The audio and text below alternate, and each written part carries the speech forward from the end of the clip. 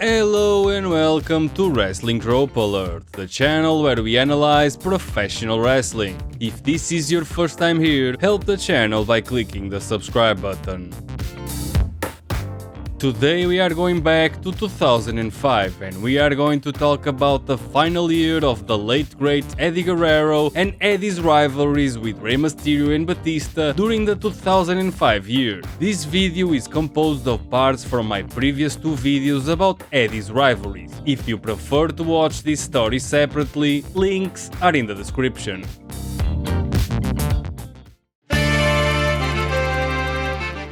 Eddie Guerrero finally came into his own in 2004. Eddie conquered both his demons and the Beast Brock Lesnar, and Eddie enjoyed a title run with the World Heavyweight title. And after a lengthy feud with JBL that saw Eddie drop the title to the loudmouth Texan, Eddie was left in limbo with no real direction, and at the same time Rey Mysterio was going through the same. Both wrestlers would then be assigned to the crumbling Smackdown tag team scene, and at this point, both Eddie and Rey were already established tag team champions, with Eddie having won the tag team titles with Tajiri and his nephew Chavo Guerrero, and Rey Mysterio having already won the tag team titles with Edge. By the end of 2004, Eddie was added into a makeshift tag team with Booker T to battle the team of Rey Mysterio and Rob Van Dam for the tag team titles. And from the ashes of this makeshift tag team rivalry would spawn one of the most entertaining rivalries the WWE has ever produced: Eddie Guerrero vs Rey Mysterio.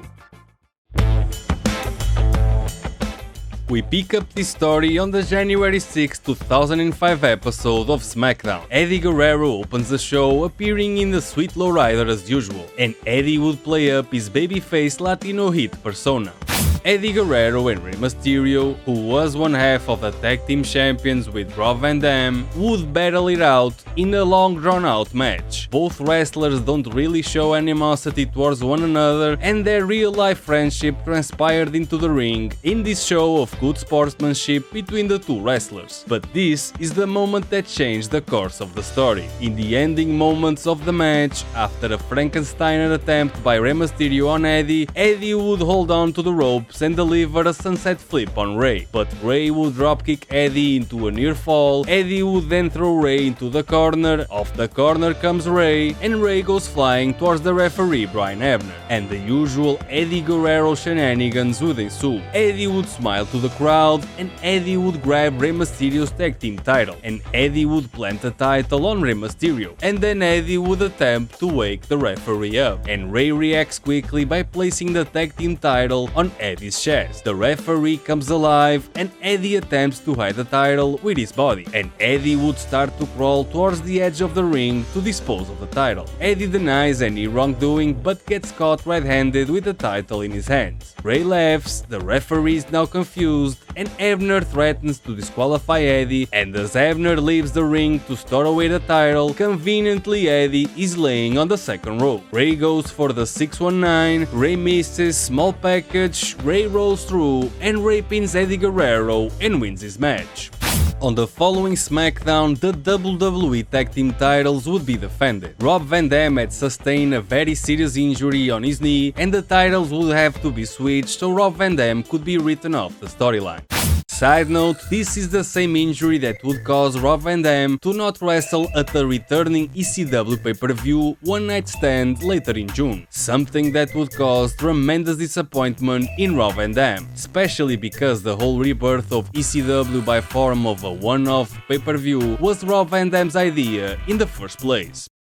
In a fatal 4-way tag team match, Mysterio and Rob Van Dam would wrestle Eddie Guerrero and Booker T, Luther Reigns and Mark Jindrak, and JBL's lackeys the Basham brothers. And the Basham brothers would powerbomb Rey Mysterio and become the new WWE Tag Team Champions.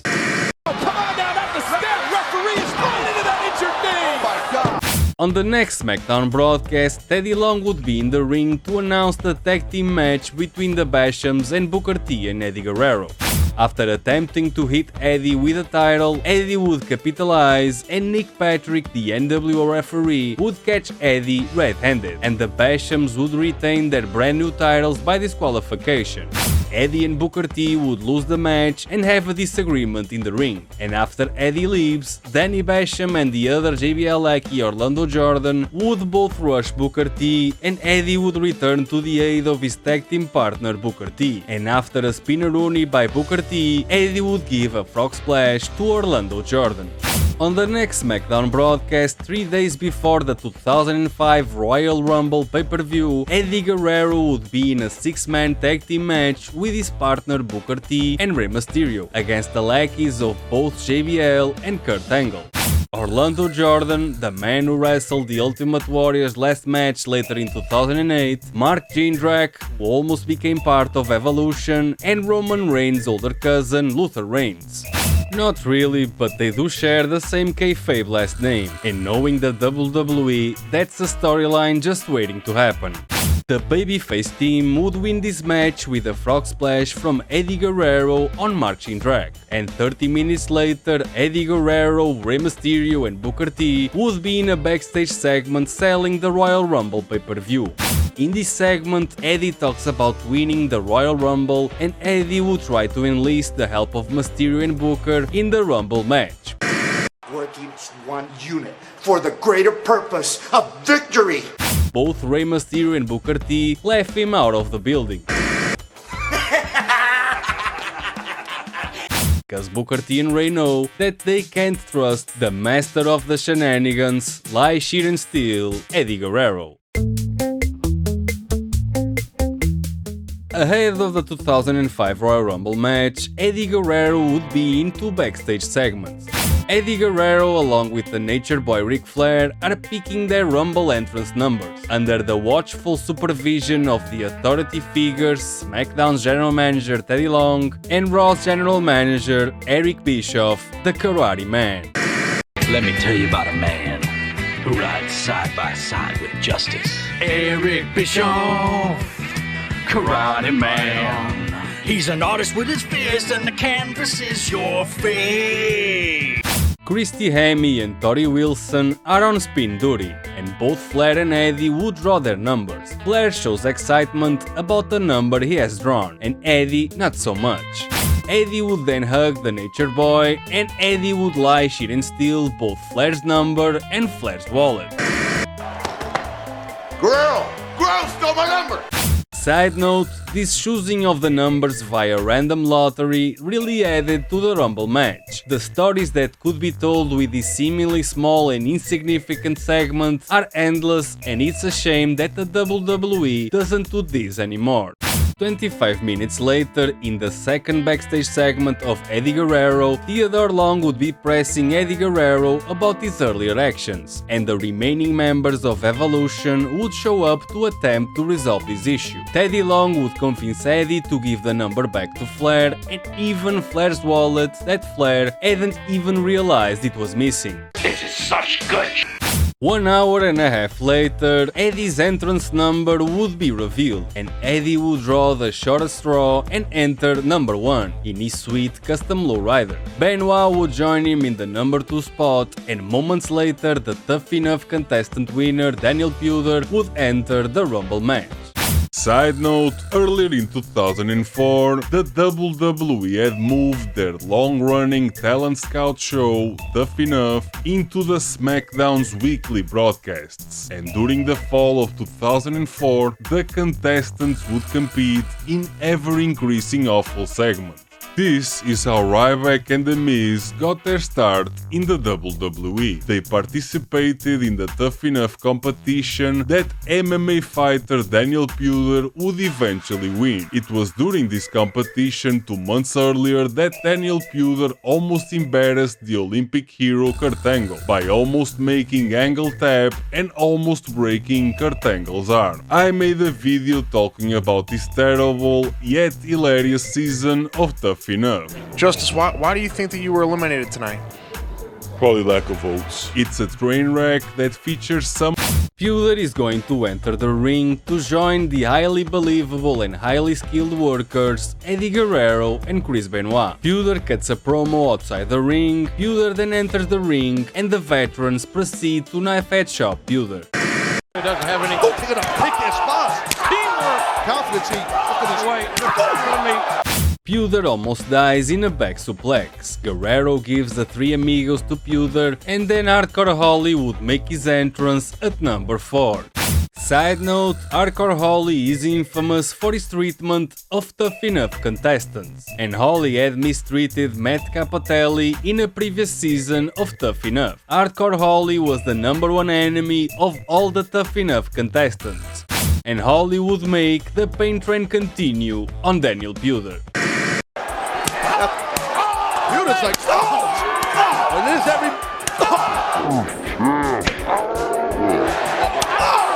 Daniel Puder would be eliminated from the Royal Rumble as Hurricane Helms is making his Rumble entrance, and this would be the end of Daniel Puder's career for the WWE.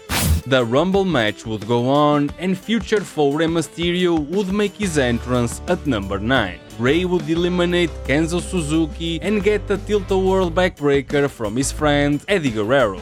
5 minutes later, Booker T celebrates eliminating Roman's cousin Luther with the Spinneroonie, and his then tag team partner Eddie Guerrero would eliminate Booker T. And then after Rey Mysterio takes out Eddie face first into the canvas, Edge would eliminate Eddie Guerrero, and Eddie would then be out of the Royal Rumble.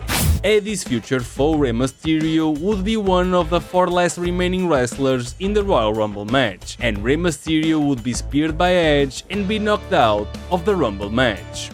This is the Rumble match that saw John Cena and Batista eliminate each other simultaneously, which led to Vince McMahon jumping out of his chair in the gorilla position and sprint to the ring to attempt to resolve this issue, and probably because he had been sitting for around 3 hours prior to this, without any kind of warm-up, Vince McMahon's 59-year-old muscles and tendons just snapped, and when he entered the ring, Vince McMahon would tear both his quad muscles simultaneously. The same injury that had plagued Triple H 4 years earlier, but on 2 legs instead of 1. Vince McMahon, in excruciating pain, would dictate the solution for this major screw-up. The Rumble match would be restarted, Cena would be to the outside, and Batista would win the Royal Rumble match, and Batista would go on to the WrestleMania 21 main event, and Batista would win the World Heavyweight Championship from Triple H, but that's a story for another day. After the Royal Rumble pay-per-view, the cards would be reshuffled, and the search would begin for a new number 1 contender for the championship title that JBL had been holding for over 200 years. The upper card of the Smackdown roster would wrestle each other in a series of matches, and future Eddie Guerrero foe Rey Mysterio would win a match against Jindrak. And 45 minutes later, Booker T and Eddie Guerrero would be in a backstage segment. Booker T is angry because Eddie eliminated Booker T from the Royal Rumble, and Booker T and Eddie's makeshift tag team finally ends, and both men vow to win the match for the number 1 contendership. 5 minutes later, Eddie and Booker T would go toe-to-toe with each other, and after Eddie Guerrero gives the 1, 2, 3 amigos to Booker T, Eddie would climb the ropes to deliver his frog splash. Booker T would roll out of the way, Booker T would do his trademark Spinneroonie, vintage scissor kick by Booker T that lands square on the face of evil NWO referee Nick Patrick. The referee is down, and Booker T manages to land the scissor kick on Eddie, but the referee is absent for the count. Eventually, the referee would recover from his kayfabe comatose state, and Nick Patrick would count the cover, but Eddie would kick out. Again, the referee would be taken out, and Eddie fakes a knee injury, trying to deceive Booker T. Booker T goes to check on Eddie, and Eddie again falls to the mat. Booker T is watching Eddie in the arena Titantron, and is not falling for Eddie Guerrero's act. Eddie kicks Booker T in the gut, Booker T reverses a suplex from Eddie, Booker T rolls Eddie, and Booker T, with a handful of tights, wins this match and advances in the number 1 contenders tournament. The following Smackdown broadcast would be special. For the first time ever, the WWE would air their shows Raw and Smackdown from the land of the rising sun, Japan. In this special episode of SmackDown, Eddie would battle Japanese-born superstar Kenzo Suzuki, and Eddie Guerrero would delight the Japanese fans with 1, 2, 3 amigos, followed by a frog splash and a pinfall for the win, bringing joy for the fans in the Saitama Super Arena. Rey Mysterio would also be in action in this Japanese episode of SmackDown, and ahead of his match with Kurt Angle for the #1 contender spot, Angle and Mysterio would be in a backstage segment, where Rey Mysterio vows to win the match, but unfortunately Vince McMahon would have other plans, and Kurt Angle would win clean in the middle of the ring, and Angle would advance in the #1 contenders tournament. On the next SmackDown broadcast, Rey Mysterio is scheduled to wrestle one half of JB Azleki's Doug Basham, and ahead of the match, Rey Mysterio would cut a promo talking about how Rey Mysterio was the tag team champion until the Bashams took out his partner Rob Van Dam weeks earlier. And then Rey Mysterio announces that Rey and his new partner Eddie Guerrero will wrestle for the tag team titles at the No Way Out pay-per-view 3 days later. This is just bad booking. A makeshift tag team with no track record is challenging the tag team champions because logic. Typical lazy WWE booking. Every week you're trying to come up with something different and something new. All of this could have been resolved by having Theodore Long, SmackDown general manager, announce that because of their constant dastardly deeds, the Bashams would put their title on the line at the pay-per-view against the winner of a mini tournament. Then you could have all SmackDown current tag teams compete against each other in a total of 3 matches during the broadcast. One of these matches would be left unfilled and a tag team would be necessary to compete. And in a backstage segment, Eddie and Rey could talk to each other about joining forces and rising from the ashes of their previous tag teams. Then they would talk to Teddy Long, who would deny them the opportunity at first, and because both Eddie and Rey have established tag team experience, Rey and Eddie would manage to convince the SmackDown general manager of their worth. Now seems to me that you two want to drop it like it's hot. Teddy Long would eventually add Rey and Eddie to the mini tournament. Rey and Eddie would win the tournament and go on to the No Way Out pay-per-view and do whatever the WWE want them to do, with a solid story behind them. Two friends united with a common goal, and better yet, they would have momentum, making the tag team match for the titles mean that much more. Back to the regularly scheduled programming, Rey would wrestle Doug Basham in a short match, and Rey would win that match off the distraction that Eddie Guerrero would cause. 619, drop of the dime, and pinfall for the win. At the No Way Out pay-per-view, Rey Mysterio and Eddie Guerrero would open the show to wrestle for the tag team titles, and Baby Hebner, Brian Hebner, would officiate this match. And in true Viva la Raza fashion, Eddie Guerrero would try to lie, cheat and steal, but his partner Rey Mysterio at first wouldn't let him. And in the ending moments of the match, after a failed frog splash, Eddie would pretend to be hurt in plain view of the referee. A dazed Doug Basham then gets small packaged into a near fall. Danny Basham would then toss one of the titles to his partner Doug, and as Brian Hebner is disposing of the title, Rey Mysterio would fall into the lie, cheat and steal ways of Eddie Guerrero. Eddie then hits Doug with the title, Rey does a ring post 619 on Danny, Eddie pins Doug Basham in the middle of the ring, and new tag team champions Eddie Guerrero and Rey Mysterio. 30 minutes later, Eddie and Rey would be backstage celebrating with some of the members of the roster, and Eddie Guerrero would give a word of advice to future main eventer John Cena. Eddie warned Cena of the importance of his later match against Kurt Angle, a match that Cena would win with his finishing move, the FU, now known as the Attitude Adjustment. And Cena would go on to wrestle JBL at Wrestlemania and become the new World Heavyweight Champion.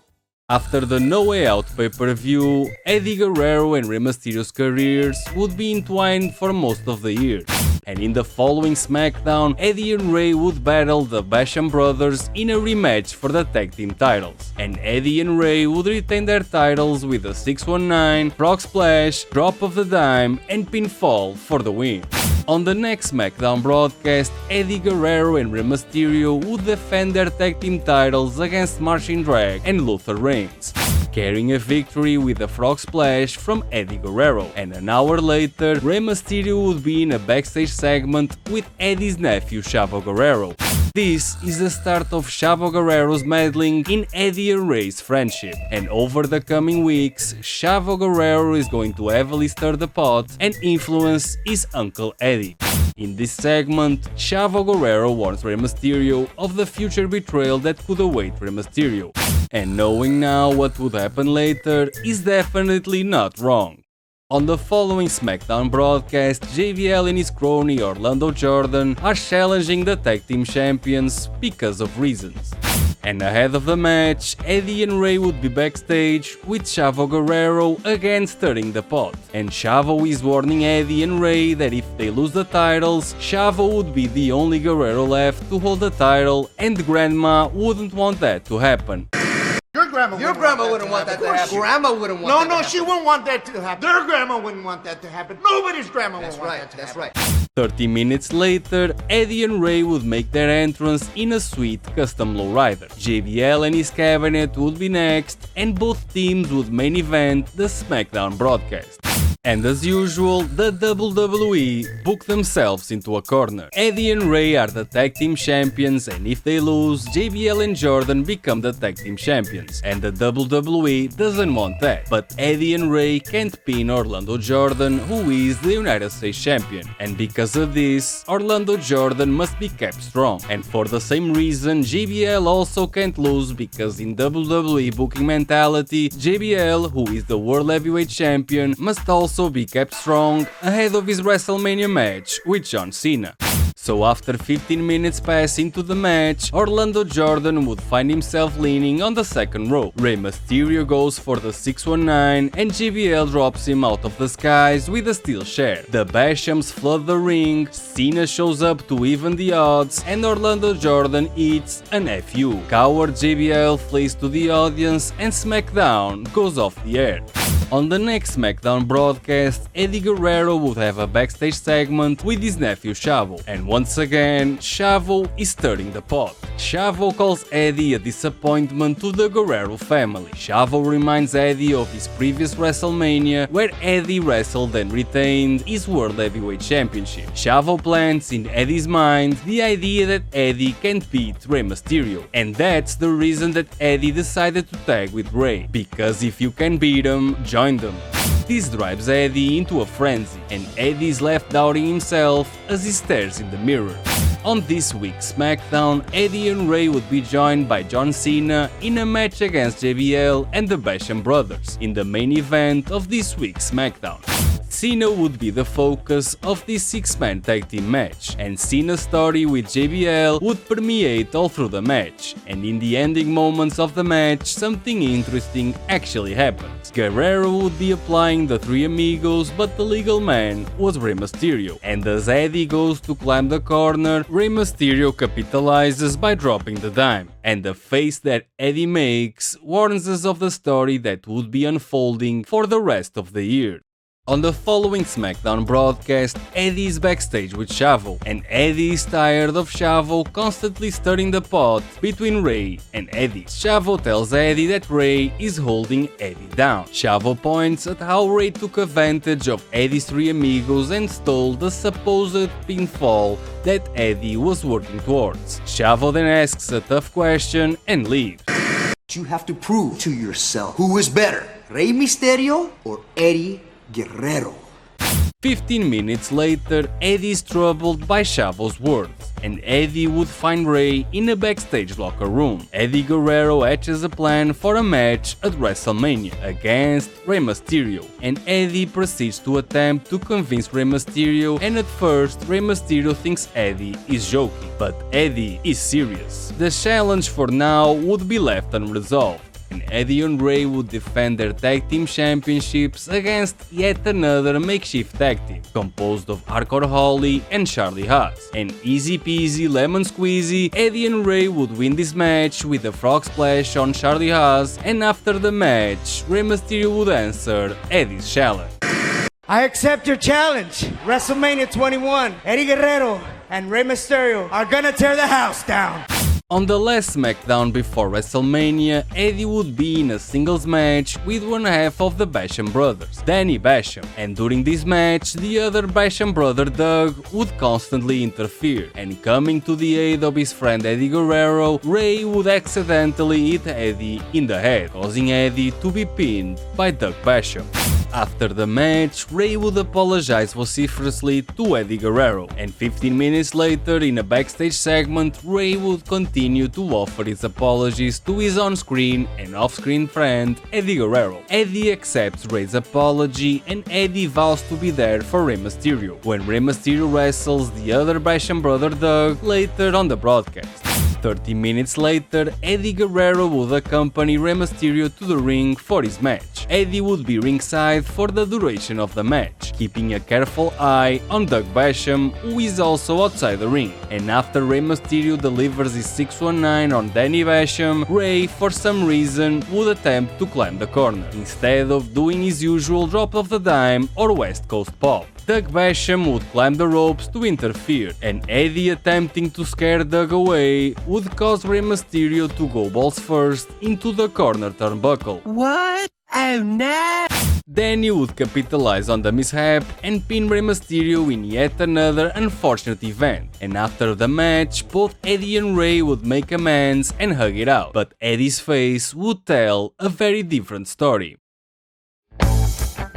At WrestleMania, Eddie Guerrero would make his entrance in his usual lowrider, and Rey Mysterio would come out next. Both men would challenge each other in the greatest stage of them all, and during this match, Eddie's fears of not being able to overcome Rey Mysterio would come to fruition, and during this match, things start to change, because Rey Mysterio takes the fight to Eddie Guerrero, and the realization that Rey Mysterio might be better than Eddie Guerrero starts to break down Eddie.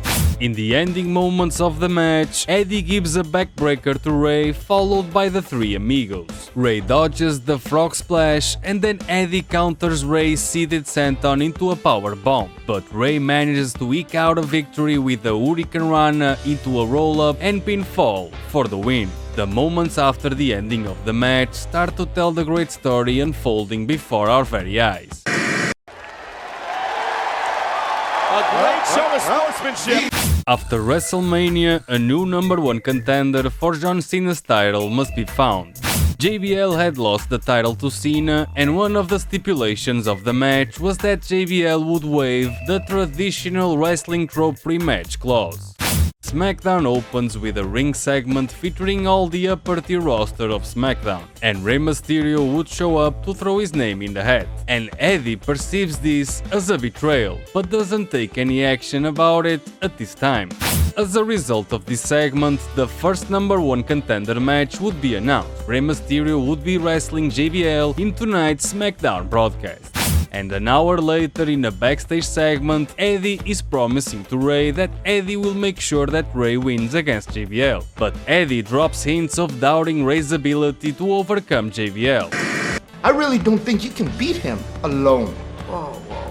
Rey assures Eddie that Rey will persevere, and Rey reminds Eddie of Rey Mysterio's win over Eddie Guerrero at WrestleMania days before. In WrestleMania, carnal, I beat you. 5 minutes later, the match takes place, and this particular SmackDown taping is being held in San Diego, which is Rey Mysterio's hometown. WWE Wrestling Trope Alert: if you are in your hometown, you will most definitely lose your match. WWF Raw Live from Raucous, Oklahoma City. Well, let me tell you something, JR. You're gonna kiss his ass. Get over here and kiss his ass. Oh my gosh! And after Rey's valiant effort against JBL and the constant interference of JBL's lackey Orlando Jordan, Eddie would cause Rey Mysterio to be disqualified. Eddie had appeared moments earlier to even the odds and take out Orlando Jordan. But then JBL kicks Eddie, Rey drop kicks JBL, 619, drop of the dime, and as Rey is covering JBL, Eddie loses his temper and breaks the pinfall attempt. Winner of this match, JBL. On the next SmackDown broadcast, Carlito, Caribbean Cool, is given a talk show, and Carlito does what heels do. Carlito mimics Eddie's nephew Chavo and also stirs it between Eddie and Rey. Eddie Guerrero screwing up your first ever title shot. In this segment, the tag team M&M would make their televised debut, and the SmackDown tag team mainstays would challenge Rey and Eddie, but Eddie is absent. What? Oh no! And taking advantage of Eddie's absence, M&M would attack Rey Mysterio. And 15 minutes later, in a backstage segment, Rey would be in the backstage area recovering from the beating, and Eddie would show up with the excuse of having car troubles. I had trouble with my ride home! Eddie then tells Rey that Eddie will dedicate his #1 contenders match later tonight with Kurt Angle to Rey, and in that main event match, after Angle puts Eddie in the ankle lock, Eddie counters into a sunset flip, and from the floor, Eddie pushes Angle strikes hard, exposing Angle's behind. Then small package and kick out at 2, ankle lock once again, and Eddie struggles but manages to counter, and Eddie sends Angle flying towards the referee, Jimmy Corderas. Angle then uses this referee distraction to procure a steel chair. Rey Mysterio shows up to deliver a seated senton on Angle, and Rey Mysterio, now with a chair in his hand, goes to check up on Eddie Guerrero. Eddie turns around, sees Mysterio with a chair, and freaks the fuck out. Angle takes this opportunity to push Rey towards Eddie. Angle pins Eddie Guerrero and advances in the #1 contenders tournament as Eddie and Rey continue their series of unfortunate events. The following SmackDown broadcast, it's now Eddie's turn to visit Carlito's Cabana. Carlito does his best to stir the shit between Rey and Eddie. Whoa. Carlito's not trying to stir up trouble. Trying to stir it up between me and Rey. Eddie calls Rey to attempt to explain himself, and both men would make amends and hug it out. And backstage, M&M are ruining the beautiful paint job on Eddie's lowrider. Side note, of all the lowriders that Eddie drove in his entrance, this was one of the least deserving of this treatment. M&M doing this to such a beautiful piece of art made me hate M&M, so good on the WWE for building this heat for the young team. Eddie and Rey gives chase, but can't arrive in time to catch M&M at the scene of the crime. M&M, you guys are gonna pay tonight! Then 30 minutes later, M&M is having a match with Eddie and Rey for the tag team titles. And after a distraction by Melina, Eddie attempts to remove Melina from the ring area. And as the referee is distracted, M&M use a double team move on Mysterio, and Eddie and Rey lose the tag team championships. After the match, Eddie and Rey will be demanding explanations from each other. And Eddie eventually pushes Rey and leaves the ring. Rey doesn't take this one lying down and goes after Eddie, and Rey pushes Eddie and walks away. The seeds of hate have been planted, and now the clock is counting down to the eventual demise of Rey Mysterio and Eddie Guerrero. And in a backstage segment, Eddie is all pumped up trying to hype Rey, but Rey is feeling the sadness. Then Rey has a heart-to-heart with Rey Mysterio, and Eddie attempts to make amends with Rey once again. Then Chavito, the soaring eagle himself, interrupts this sweet bonding moment. Eddie then accuses Chavo of also trying to stir the shit up between Rey and Eddie. Eddie then says that Mysterio is family. We're like familia, Holmes. Órale, vato loco. And Eddie accuses Chavo of not being there for Eddie. Eddie then promises his allegiance to Rey. Once more, Rey forgives Eddie, and Eddie and Rey make amends, but for how long? This SmackDown broadcast, Eddie and Rey are going to have a wrestling rematch against M&M, and SmackDown emanates from the United Kingdom, and in true WWE fashion, British tropes are mandatory. So WWE calls the double-decker bus company, and in another unrelated match, JBL would come out in a Rolls Royce. And in their match with M&M, Eddie and Rey would make their entrance in a convertible Jaguar XKR. Eddie and Rey would have a competitive match with M&M, and it seems that whatever was going on between Eddie and Rey has been resolved and both men work as a cohesive team throughout the match. Then by mistake, Rey crashes into Eddie, leading to Eddie falling outside of the ring. Rey carries on fighting M&M and Rey almost wins the match single-handedly. Then Rey props Mercury on the second row preparing for the 619, and Rey notices that Eddie is halfway down the ramp. This gives M&M enough time to recover. Nitro delivers a powerbomb on Rey, crooked referee Nick Patrick counts, Rey kicks out, and then Eddie starts to come to his senses and makes his way back to the ring in a great moment of storytelling. Later in the match, Rey continues to persevere against M&M and Eddie is in the corner looking somber for quite some time. Then Rey does his patented tilt-a-whirl at scissors and starts to crawl towards Eddie for the tag. Rey reaches for Eddie as hard as he can and Eddie is just motionless staring at Rey Mysterio. Eddie's eyes piercing Mysterio's soul with the content of betrayal. A wary Mercury drops an elbow on Rey, M&M does their finishing move, pinfall for the win, and M&M retains their championship. After the match and still in the corner, Eddie admires as Rey gets further destroyed by M&M. Eddie stares at Mysterio suffering in agony on the floor, and Eddie turns his back on Mysterio. This is such good shit. On the next Smackdown broadcast, Rey Mysterio comes out to address Eddie Guerrero's actions, and Rey calls Eddie a liar and a coward. Then Rey dares Eddie to come out and face Rey Mysterio. Eddie comes out in silence with no entrance music, walking slowly to the ring area staring daggers at Rey Mysterio. Eddie gets in the ring and both men hold their distance in the ring. Rey closes the distance gap, which makes Eddie uncomfortable, and Eddie tells Rey that Eddie has nothing to say. I have nothing to say to you, Holmes. Rey Mysterio is feeling the betrayal of his beloved friend as he asks Eddie what happened to family. What happened to you are my familia? Eventually, Rey gets tired of Eddie's silent treatment and Rey takes action by pushing Eddie. Eddie then walks slowly towards Rey. I've never laid a hand on you the way you just did to me. Rey then tells Eddie that he didn't need to, because M&M did the dirty work for Eddie, and then Rey slaps Eddie in the face.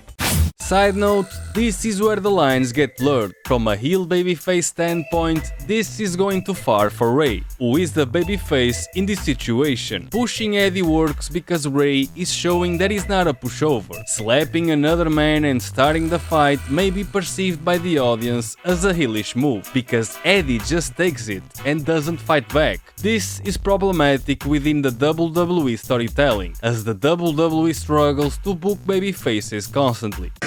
Suck up, sellout, full of suffering, succotash, son! The big dog! Real mature. Rey Mysterio is now in a fighting stance, and Eddie says that he will not fight Rey, and Eddie turns his back on Rey as if to paint a target for Rey to strike. Eddie decides to leave as Rey continues to instigate. Eddie would stop mid-ramp, teasing a return to the ring, but would eventually leave. 15 minutes later, Rey Mysterio is in Teddy Long's office, the greatest general manager ever, and Rey wants to settle the score with Eddie, and Rey wants a match. Chavo Guerrero shows up to ask what the fuck is going on, and proceeds to defend his uncle Eddie, and a brawl ensues. Teddy Long would make a match with a street fight stipulation between Rey and Chavo for the main event of this Smackdown broadcast. Side note, this is also a wrestling trope alert moment. Every time a wrestler has storyline associates, those associates always have to wrestle against whoever their storyline friend is feuding with. Ahead of the street fight, Chavo Guerrero would have two backstage segments. Chavo enrolls the help of M&M for later tonight, and the second one where Chavo speaks to his uncle Eddie, promising to punish Rey Mysterio in the street fight.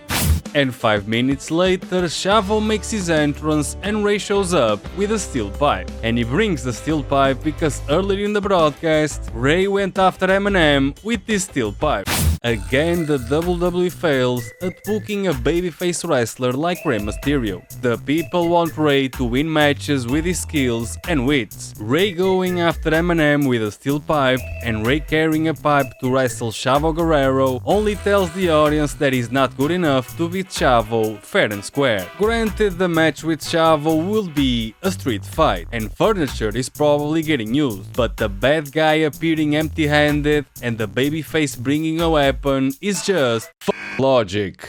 Rey would soon get rid of the pipe and both men would have a competitive fight for quite some time. Then later in the match, after Rey goes balls first into the corner turnbuckle, Chavo props up a chair and drives Rey Mysterio's head straight into the chair. Then a gaudy bomb on Rey Mysterio followed by a near fall and Eminem would show up to help Chavo by holding a ladder, which Rey Mysterio kicks and takes down Eminem. Chavo would set up the chair once again in the middle of the ring. Rey counters and Chavo goes face first into the chair. And as Chavo is seated on the chair, Rey with a seated senton on Chavo, who is sitting. Seatedception. Pinfall for the win, and after the match, Eminem and Chavo go to work on Rey Mysterio.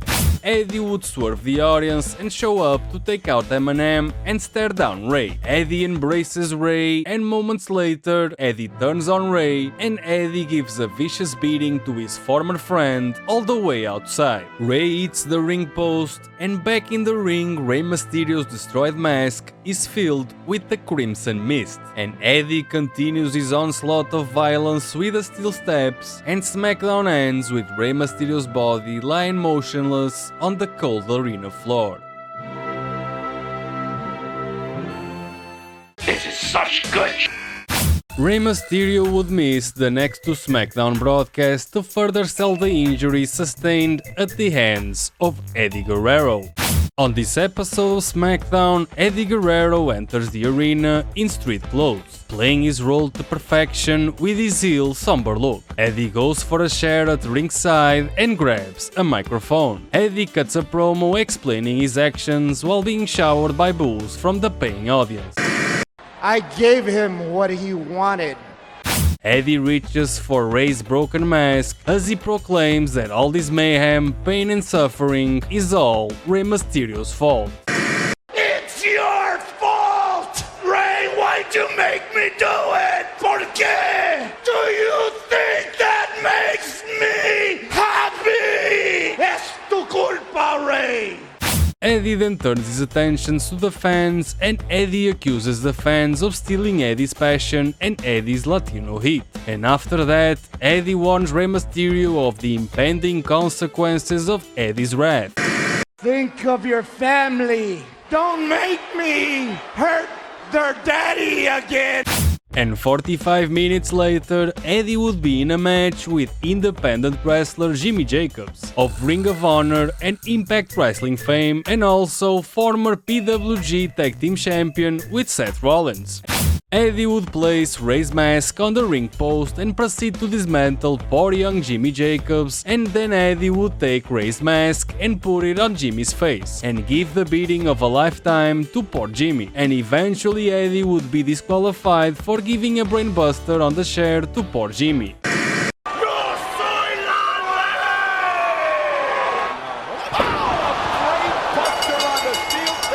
This is such good sh**. On the last Smackdown before Judgment Day, Eddie would prove that not saying anything sometimes says a lot. Eddie stands in the ring for quite some time in a display of tremendous acting, and this segment would end with Eddie crushing Mysterio's mask under his cowboy boots, and Eddie walking off without saying a word.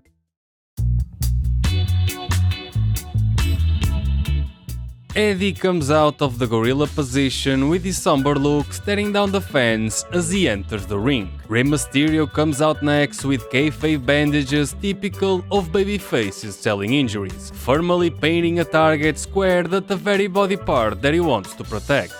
Rey takes a prayer in the corner, his back turned to Eddie, begging Eddie to strike him from behind. Rey turns and surprises Eddie.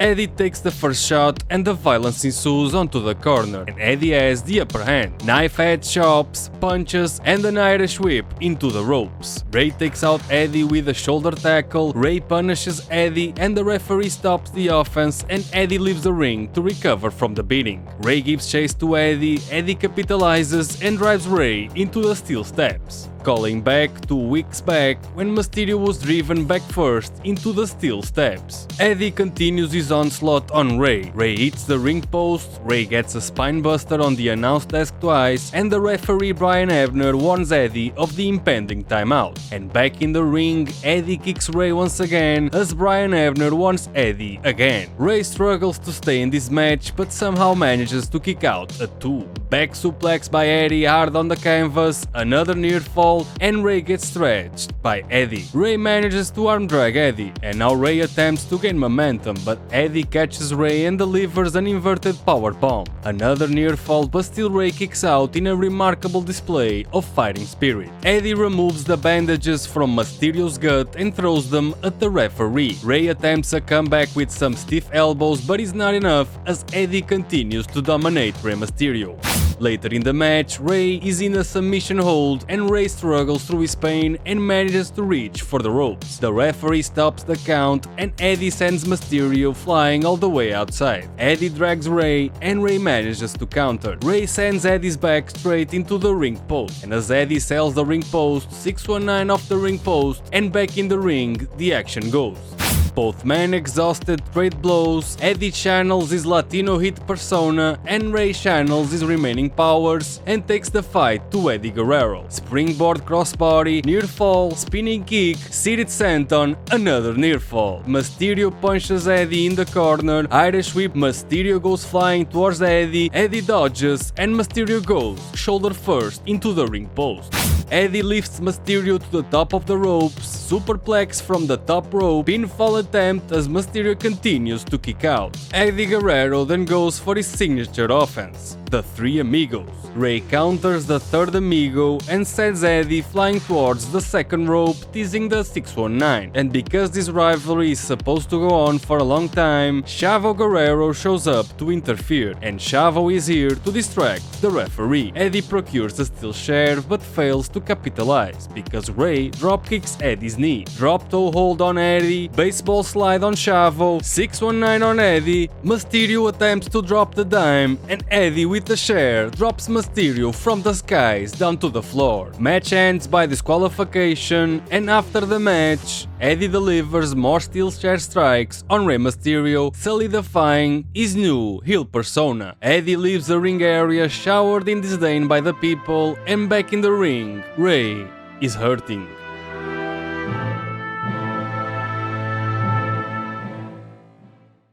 After the match at Judgment Day, the rivalry between Eddie Guerrero and Rey Mysterio would continue but would cool down significantly.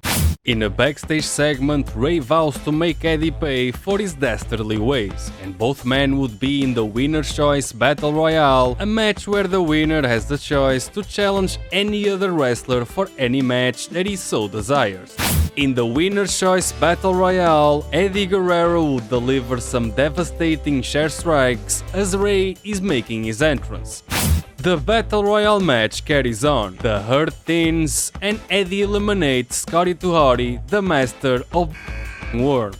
Then with the help of Angle, out goes Hardcore Holly.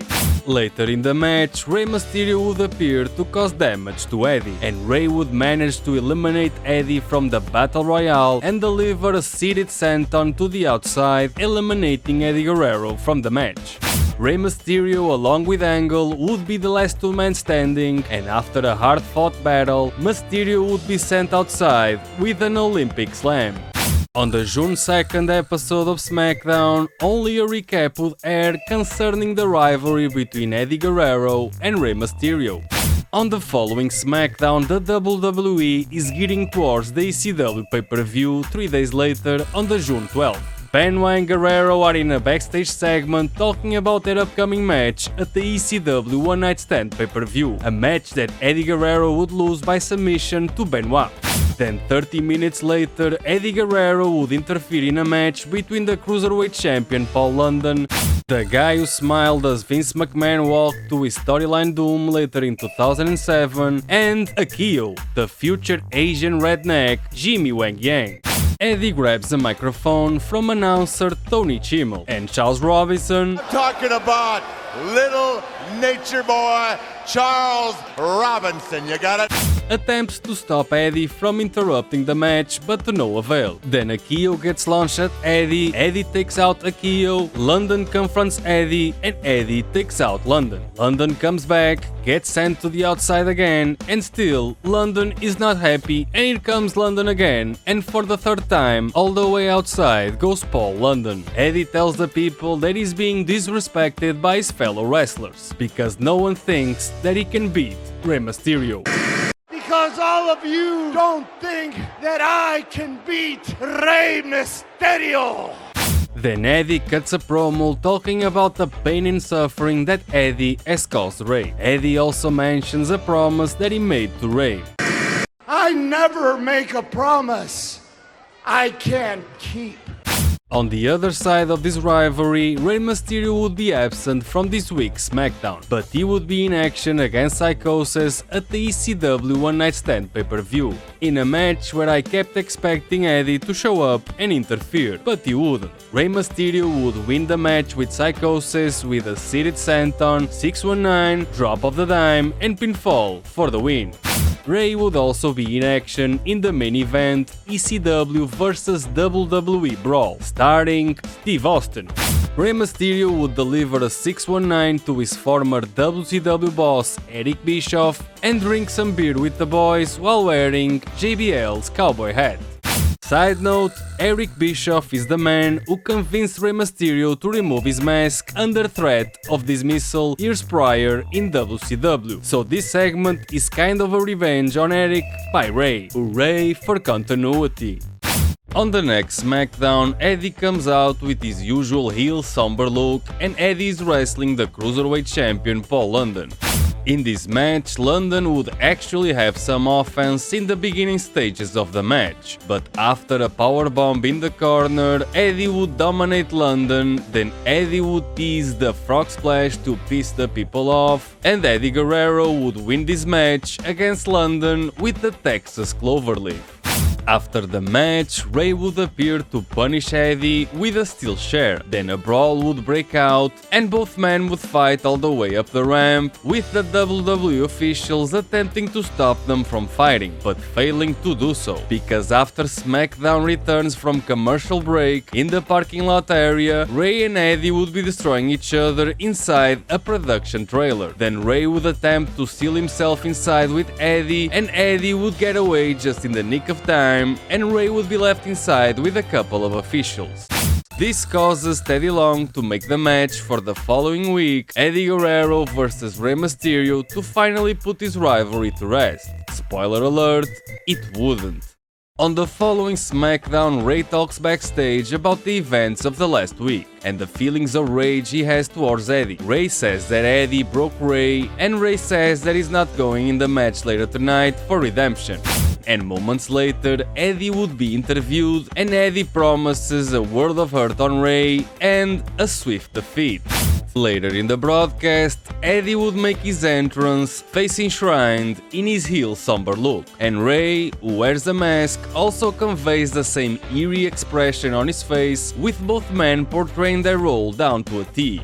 And after the initial pacing back and forth between Eddie and Rey, both men would be matching each other step by step, with Eddie shocked that Rey is keeping up with Eddie, continuing the thread of the story so far, and the source of Eddie's frustrations, the realization that Eddie Guerrero can't beat Rey Mysterio. This methodical match, typical of this era's SmackDown, was a match to further the story and take up time on SmackDown. And in the closing moments of the match, Rey would reverse a powerbomb attempt by Eddie, 619, Rey drops the dime, pinfall for the win, and Rey Mysterio pins Eddie Guerrero clean in the middle of the ring. Once again, Eddie Guerrero couldn't beat his former friend, and that would be the catalyst for the next step in this story.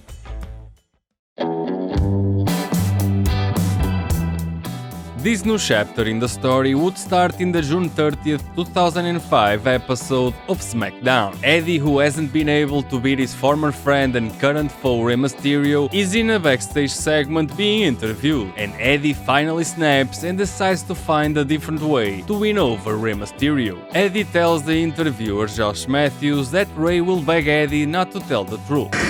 Rey Mysterio begged me not to tell the truth. And 10 minutes later, Eddie would make his entrance and cut a promo. And in this promo, Eddie shows a video package of Eddie at Rey Mysterio's son Dominick daycare. Eddie speaks to Dominick, the son of Rey Mysterio, about secrets. Do you like secrets? I love secrets. Oh man. And then Eddie gives some candy to Dominick in a deeply uncomfortable segment designed to intimidate Rey by going after Rey Mysterio's family. In this segment, Eddie promises Mysterio's son Dominick a bedtime story that he will never forget. And after the video package, Eddie calls out Rey, and Eddie asks the audience if the secret should be revealed. Angry Rey Mysterio shows up, and Rey pleads with Eddie to stop this madness. Eddie antagonizes Rey, and Rey manages to keep his cool. Rey then drops to his knees, pleading Eddie not to reveal this secret. Then the heel Eddie Guerrero grabs some candy similar to the ones he gave Dominick earlier, and Eddie shoves the candy in Rey Mysterio's face. Eddie leaves the ring area, and Rey Mysterio is left behind, in shock.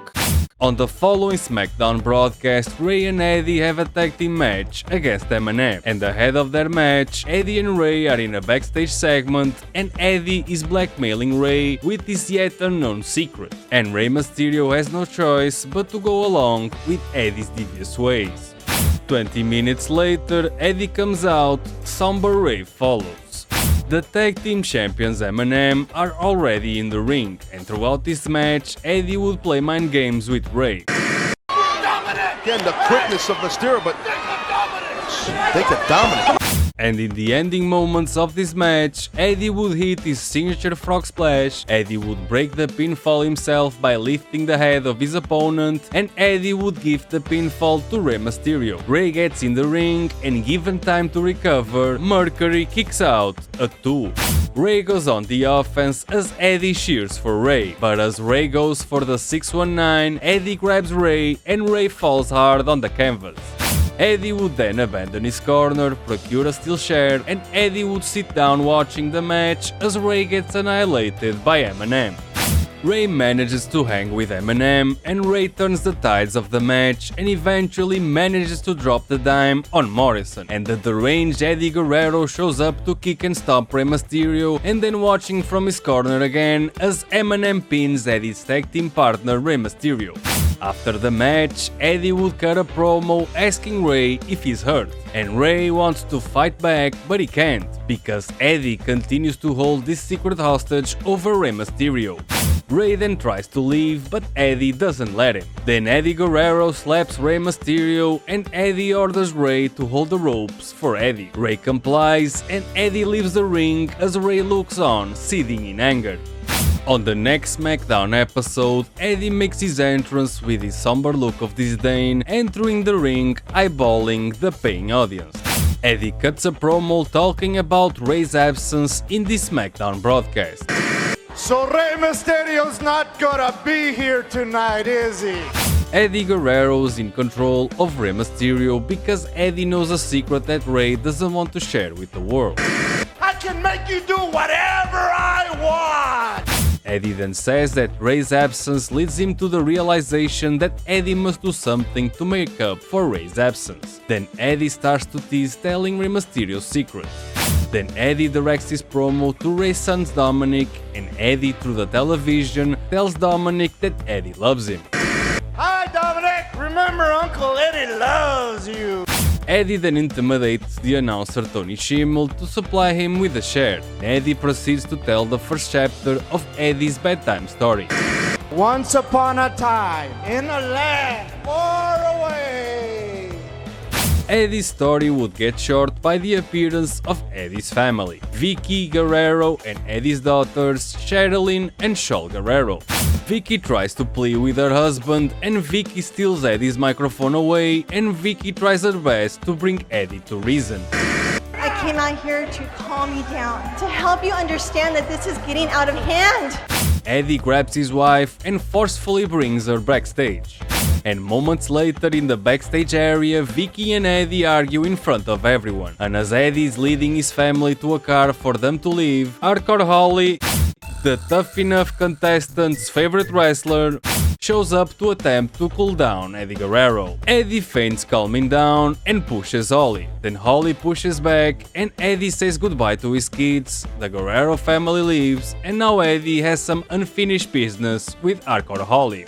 20 minutes later, Eddie would be in a match with Hardcore Holly, and in this match both wrestlers would light each other up with thunderous knife-edge chops. Eddie would win this match by poking the referee Charles Robinson in the eye and taking advantage of the situation. Eddie would drive Holly into the announce desk back first. Eddie would then source a steel pipe from under the ring. Eddie would tell the people that he's the law, Texas Cloverleaf, and Holly taps. After the match, Eddie would cut a promo directed at his wife Vickie, apologizing for his actions earlier, and Eddie would tell Vickie that he loves her and his kids. Eddie then says that he will give Rey the opportunity to keep his secret. And in order to do that, Rey Mysterio has to beat Eddie Guerrero. But if Eddie wins, Eddie gets to finish this bedtime story to Dominick. On the following Smackdown broadcast, Rey Mysterio is opening the show Wrestling Supercrazy of the Mexico. Rey would have a competitive match with Supercrazy, and in the middle of the match, Eddie would show up to guest commentate. Wrestling trope alert: in every long and extended rivalry, at some point one of the wrestlers in the rivalry will be wrestling someone else. Then the other wrestler will guest commentate and more often than not interfere in the match. Eddie is confident of his win later at the Great American Bash, and Taz, who at this point is the commentator for Smackdown, grills Eddie about the secret. Trying to find out, get some info here. But Eddie, is Rey's wife and your wife, are they related? Why don't you just shut up? And in the ending moments of the match, Rey sends Supercrazy towards the second rope, teasing the 619. Eddie would interfere by grabbing Psychosis' rake and hitting Rey with the rake, causing Rey to win the match by disqualification. After the match, Eddie would be in a backstage segment with Teddy Long. Eddie tells Long that he's leaving, then Teddy screws Eddie Guerrero, and Teddy puts Eddie in a secret match. Spoiler alert, it's against Chris Benoit.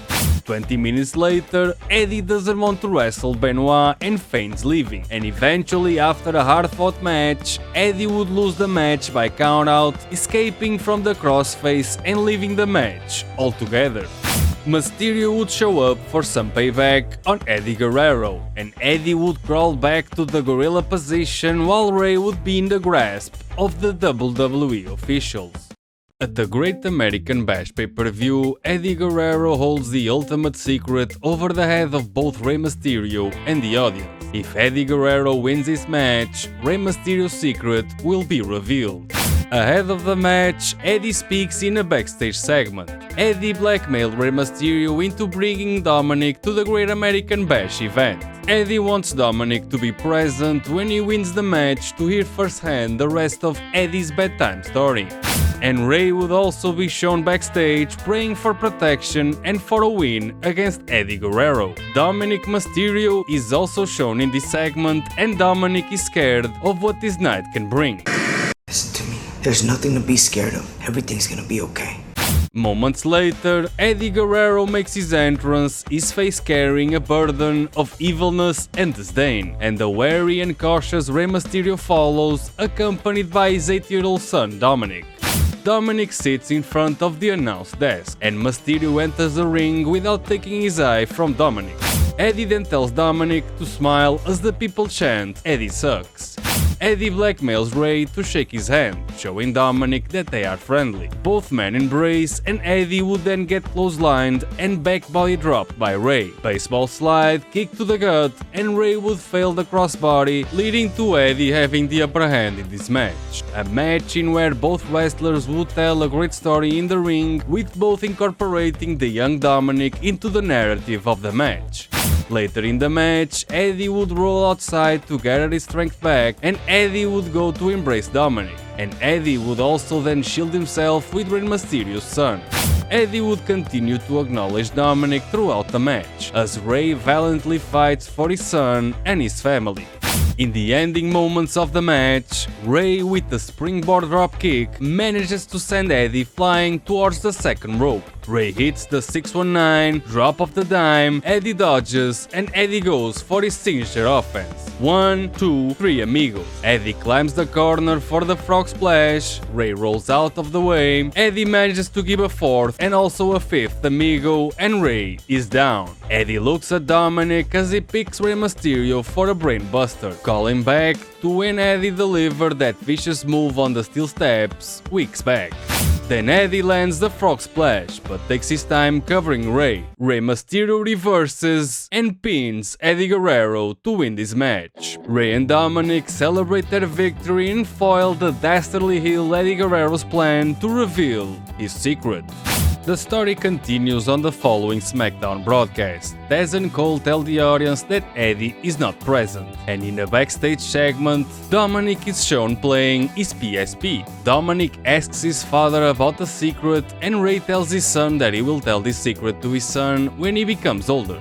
2 minutes later, Rey and his son Dominick make their entrance, and Rey thanks the people for the support, and Eddie Guerrero, who is supposed to not be here, interrupts this moment. Rey tells Eddie that their problem is over, and Rey also tells Eddie to get away from his family. Then Eddie Guerrero says that he's a man who keeps his promises, and that Rey might have beaten Eddie at the Great American Bash, but Eddie never loses. Nobody beats me porque yo soy la ley! Eddie then breaks the promise he made to his wife Vickie. I lie! Eddie brings a custom book as Rey attempts to cover his son's ears. Then Rey goes up the ramp to confront Eddie, and Eddie drops the bombshell. Dominick! Rey is not your father! I'm your father, Dominick!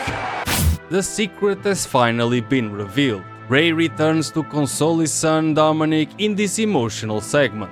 Dominick asks his father if this is true, as the broken down Rey tries to tell his son to disregard what Eddie has said, and the young Dominick, troubled with emotion, runs away from his father, escaping through the audience with his father Rey in tow. Then Eddie gets in the ring and proceeds to insult the audience. Eddie then orders Tony Schimmel to bring him a chair, and Eddie proceeds with his awful bedtime story. Eddie goes on to tell the story of the time that Eddie and his wife Vickie got separated because of Eddie's errant ways and demons.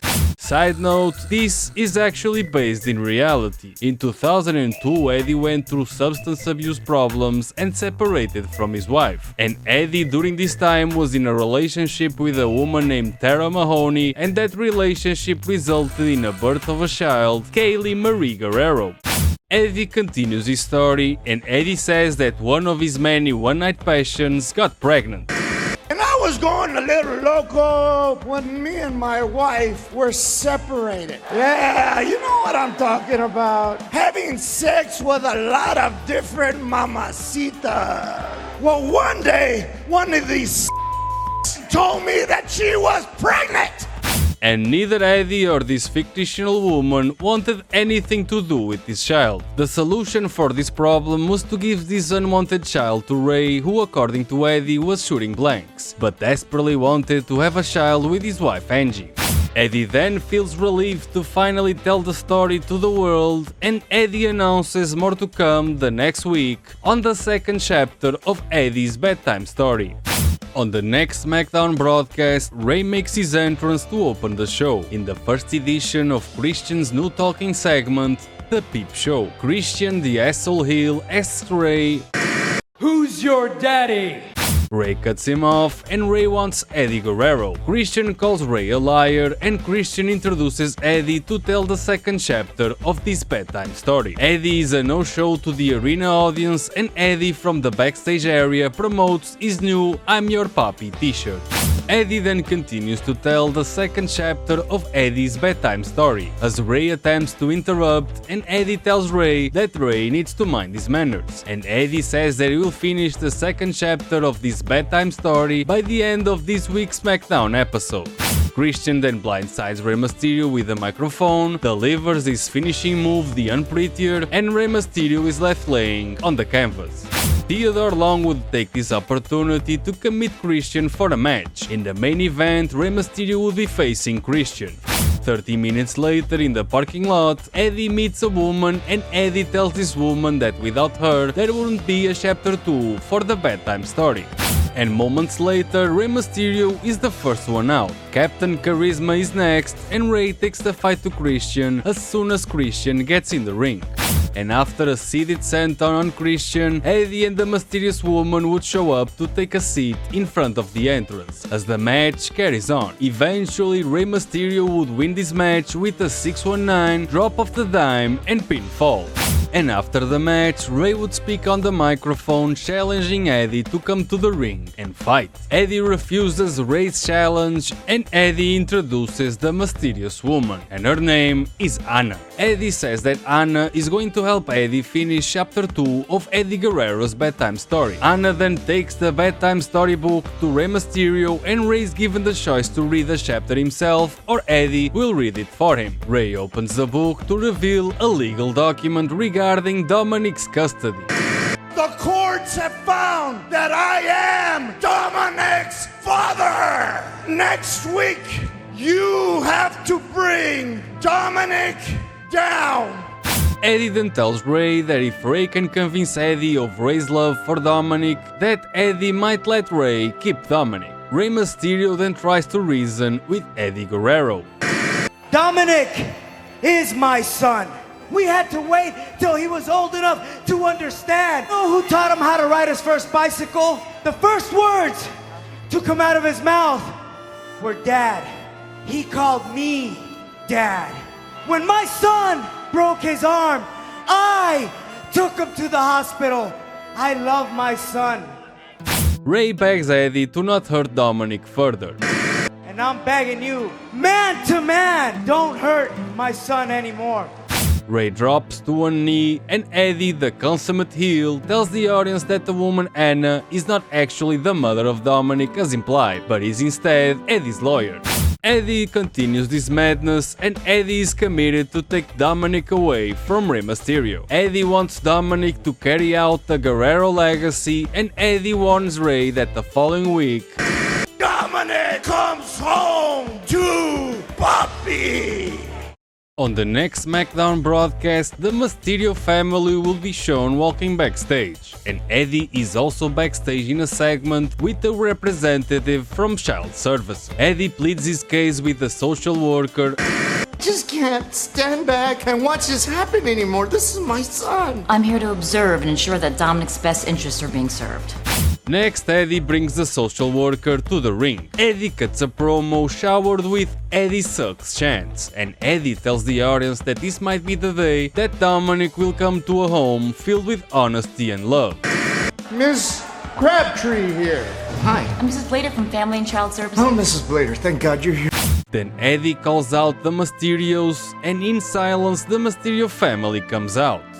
Eddie drops to one knee and Eddie tells Dominick to come to him, his kayfabe real father. Eddie tells the social worker that the Mysterios are infecting Dominick with lies. Well, you can come to Daddy. You see what they're doing? It's only right that Dominick comes home to me. Eddie yells at the social worker to do her job. Then Rey Mysterio speaks and attempts to reason with Eddie Guerrero. Nobody wins here, Eddie. Eddie tells Rey to look at Dominick and see Dominick's silence as an example and shut up. Eddie's tired of the talk and Eddie wants his son Dominick. Rey Mysterio then cuts a promo of his life and Rey Mysterio speaks to Eddie about the pride Rey Mysterio felt for Eddie conquering his demons and becoming the World Heavyweight Champion. You've beaten every obstacle that has come into your life. You've beaten all the odds. You've beaten addiction, Eddie, and became WWE Champion. But you haven't beaten Rey Mysterio. Eddie resists Rey's narrative for a while because Eddie thinks that winning is hurting Rey and taking Dominick away from the Mysterios. Rey Mysterio tries to convince Eddie that he might break the Mysterio family apart and he might even take Dominick, but there's two things that Eddie can take away from Rey Mysterio. The love for my son and a victory from Rey Mysterio.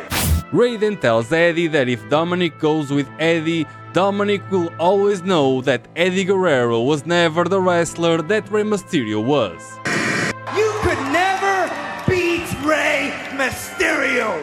Eddie Guerrero then falls into Rey Mysterio's trap, hook, line and sinker. Eddie then takes his jacket and tries to smile at the social worker. Rey Mysterio then challenges Eddie Guerrero for a match at SummerSlam for the custody of Dominick. Eddie accepts the challenge and Eddie tells Rey that Dominick will come home with Eddie tonight, and at SummerSlam it will be forever. The social worker then tells both Eddie and Rey that because of the dangerous situation happening, Dominick has to go into foster care, thus increasing the emotional overtones of this story. Rey promises his son that Dominick will be coming home soon, and Eddie tells Dominick that after SummerSlam, Dominick will say goodbye to the Mysterios forever. The social worker leaves with Dominick, and on top of the ramp, Dominick waves to Angie and Rey as Eddie grins.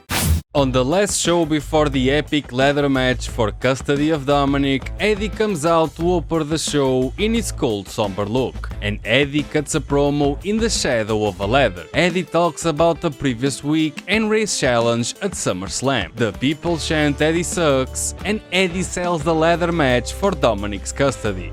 Eddie says that he will climb the ladder not because of revenge or because he wants to hurt Rey Mysterio. Eddie is going to climb the ladder for every father that loves his sons. And after that, Dominick will become the greatest Guerrero ever. And at SummerSlam, Eddie vows to make Dominick come home to Papi. 45 minutes later, Rey comes out to wrestle the fitness guru Simon Dean. Dean cuts a promo calling Rey pathetic, and Dean wants to give a discount on Simon's fitness products, while making fun of the family predicament that Rey Mysterio is in. Rey then takes the fight to Simon, defending his family's honor, and Rey beats Simon Dean in 2 minutes and 40 seconds with a 619, drop of the dime and pinfall for the win. Moments later, Eddie talks with Josh Matthews in a backstage segment, vowing to win the custody of Dominick at SummerSlam. Dominick, he's coming home with his real father, and that's me.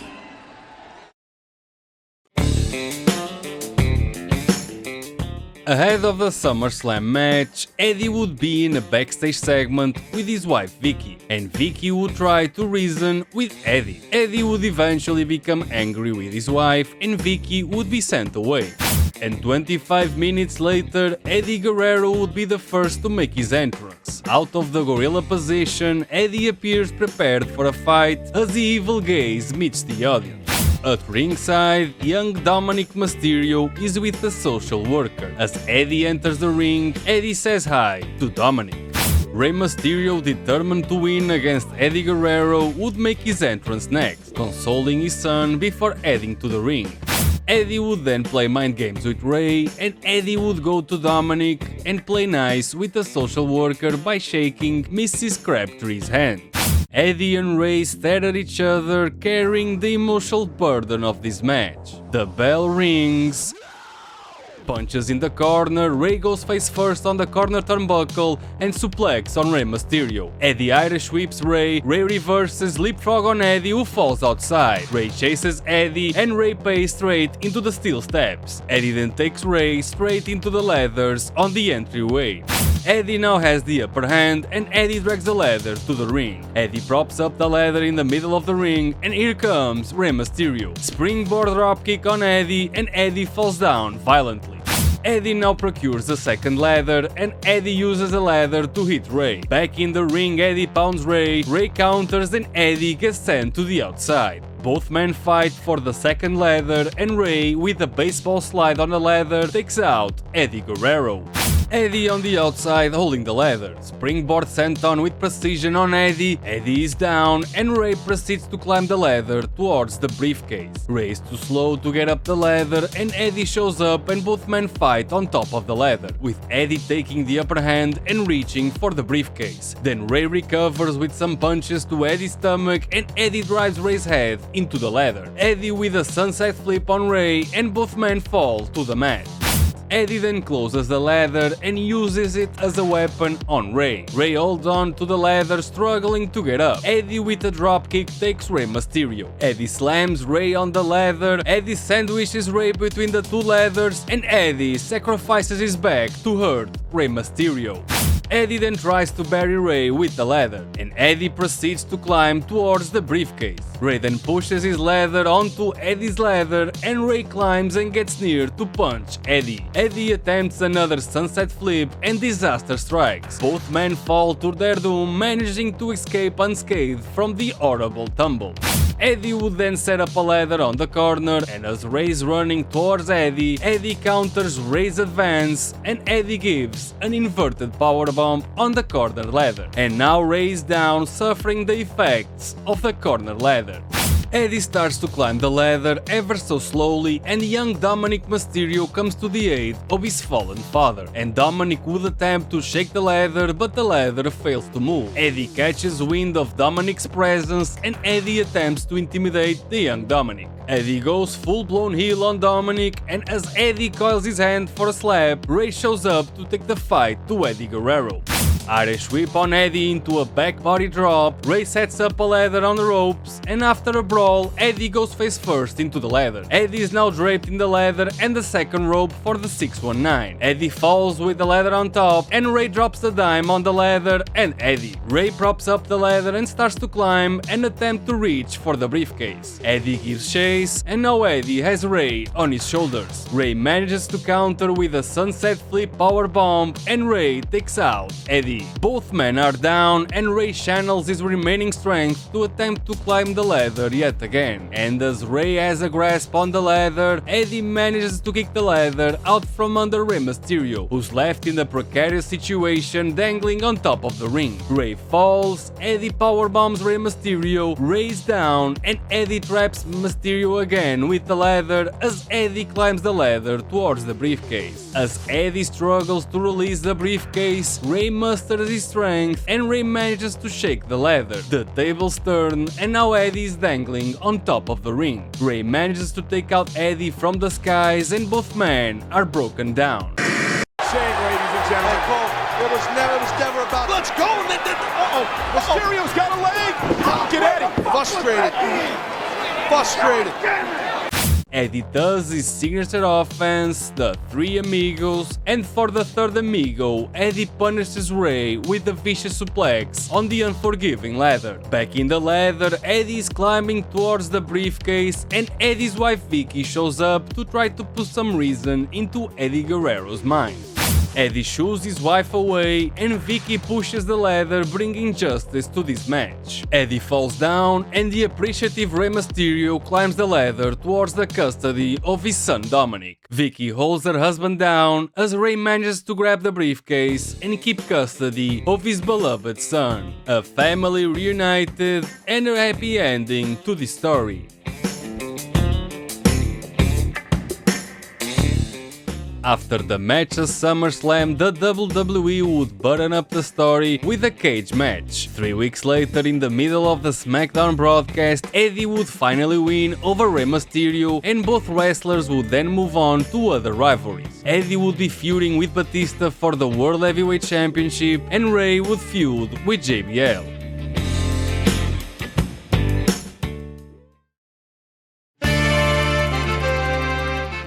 After his stint with Evolution, Batista would capture the World Heavyweight title from Triple H at Wrestlemania, and Batista would reign supreme over all the other WWE superstars, and at the same time that Batista was battling Triple H, and later on JBL, and after Eddie Guerrero was finally able to win a match against Rey Mysterio in the September 9th episode of Smackdown, Eddie would go on to his last rivalry ever against Batista. We pick up the story of the Eddie and Batista rivalry on the September 16, 2005 episode of Smackdown. This is the week after Eddie finally managed to win a match against his greatest foe, Rey Mysterio. Batista would be shown walking backstage, and Batista would find Christy Hemme and Stacy Keibler in a typical Vince McMahon toilet humor kind of segment, where silly Batista sprays the divas with water, and further down the road Batista would find the fitness guru Simon Dean. Batista the jokester makes Simon spill his product all over this anonymous individual, and then Batista walks away. 5 minutes later, we find the greatest general manager ever, Theodore Long, and the UPN network representative Palmer Cannon, the human embodiment of watching paint dry. Palmer Cannon and Teddy Long are in the ring for a segment meant to nominate a new #1 contender, and the World Heavyweight Champion Batista would join the fun and cut a promo talking about overcoming JBL on the previous pay-per-view SummerSlam.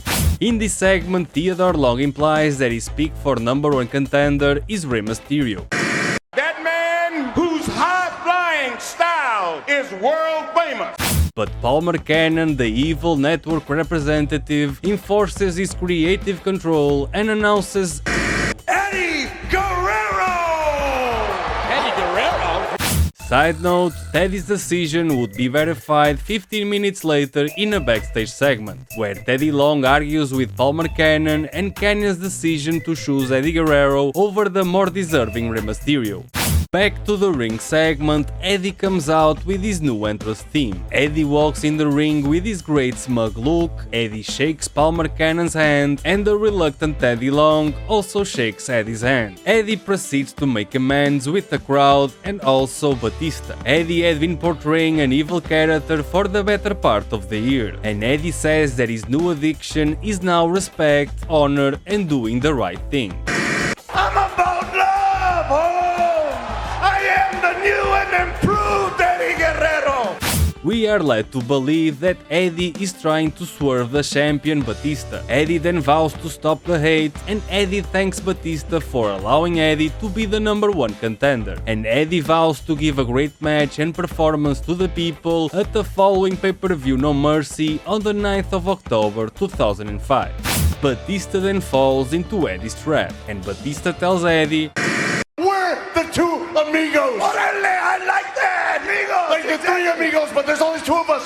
Eddie tells Batista that both men can come out of this rivalry more than opponents. Both men can come out best friends, and Eddie then offers Batista a hand to shake. And Batista tells Eddie that friends don't shake hands. Friends got a hug! Give me a hug! Eddie's facial expression during this hug is priceless. 20 minutes later, in a backstage segment, Nunzio and the future toughest man to ever wear a dress, Vito, are backstage talking with management. Nunzio wants a match because he is the Cruiserweight Champion, and apparently hasn't wrestled a match on SmackDown ever since. Eddie tries to stir the pot and volunteers Batista for a match against Nunzio. And this is a return to form for Eddie, the lovable lie, cheat and steal Eddie that all of us enjoy so much.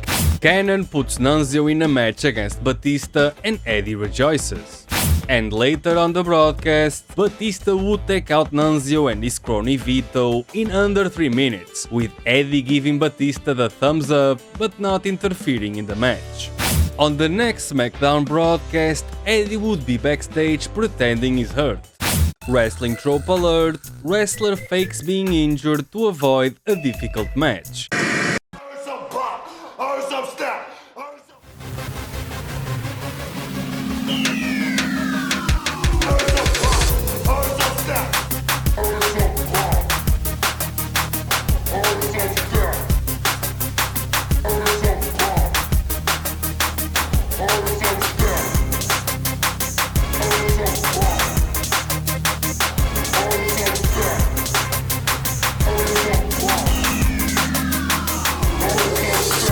Eddie is back to his more comedic ways as he tries to convince the management team that he is injured somewhere in the gut region, while trying to get out of the scheduled tag team match with Batista against the team of M&M. Side note, it seems that anytime Eddie is in a rivalry, Eminem is contractually obligated to wrestle Eddie and whoever Eddie happens to tag with. This happens at least 7 times. Eddie is trying to win an Oscar with his acting, and Eddie then goes off to puke in the bathroom. 30 minutes later, Batista is told by Teddy Long that Eddie has a stomach problem and can't wrestle later tonight. Batista, the problem solver, tells Teddy that Batista has a doctor on the way. Is it Dr. Shelby? 5 minutes later, Eddie is backstage with a medical professional wearing a WWE polo shirt, and then a woman wearing a slutty nurse costume appears to attempt to massage Eddie's pain away, and moments later, Eddie would continue to get worked on by the nurse. The camera would pan away, and the World Heavyweight Champion Batista would be massaging Eddie, and the miraculous hands of Dr. Batista would cure Eddie Guerrero for about 5 seconds. And after that, Eddie gets back to faking his injury. Batista then introduces Dr. Barnett. Hello, Mr. Guerrero. Side note, this is a reference to noted Georgia Championship Wrestling owner Jim Barnett. Oh my boy!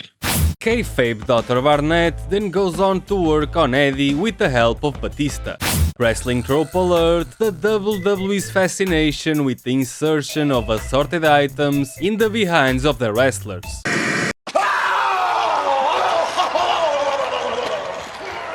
In the main event of Smackdown, Eminem would make their entrance, the champion Dave Batista would come out next, the match would begin, and Eddie would come out selling his ass with no entrance music. In the ring, the match carries on, with Eddie struggling and stumbling by the entrance ramp, selling his stomach and his rear end.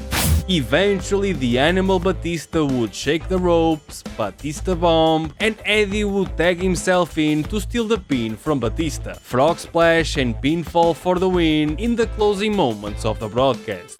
Batista can't believe it! He did all the work, and he tagged himself. On the following SmackDown broadcast, Eddie and Batista are in a tag team match with the 2005 incarnation of the Legion of Doom. Side note, at this time, LOD is composed of Road Warrior Animal and Ivan Reich, the Poem, and Michael Cole, aficionado. I'm gonna share something with you. Are you ready, Michael? It's a poem. Ahead of the match, Eddie is in a backstage segment trying to eat some Mexican cuisine. Big Dick Johnson.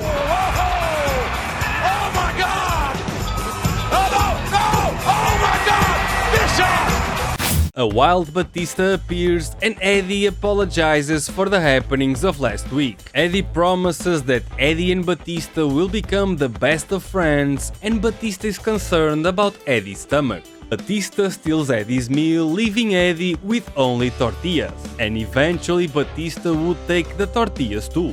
45 minutes later, after the Legion of Doom makes their entrance, Eddie would follow and the World Champion Batista would come out next. Eddie does his best to be in Batista's good side, and Batista makes Eddie believe that he's buying what Eddie is selling. In this match, Eddie would deceive Ivan Reich by kissing his boot, and behind the back of referee Charles Robinson, Eddie low blows Ivan Reich. Eddie would then be dominated by LOD, Batista would get the tag and recover control of the match, then Batista would shake the ropes, signaling for his signature move, the Batista Bomb, but Batista would have trouble lifting Ivan Reich. And then the WWE booked themselves into a corner as they often do, and Batista and Eddie are too valuable to lose on free TV, and the WWE doesn't want Eddie and Batista to become tag team champions either, so no one can win this match clean, and Eminem would show up to interfere. In the confusion, Eddie would be with a steel chair in his hands, targeting Joey Mercury. Mercury would dodge and Eddie would strike Batista. What? Oh no! Eddie would then do his signature chair move, and Eddie would deceive Batista into thinking that Mercury was the culprit of the steel chair. Batista would take care of Mercury and keep the kayfabe alive, and Eddie and Batista would hug each other to close the show.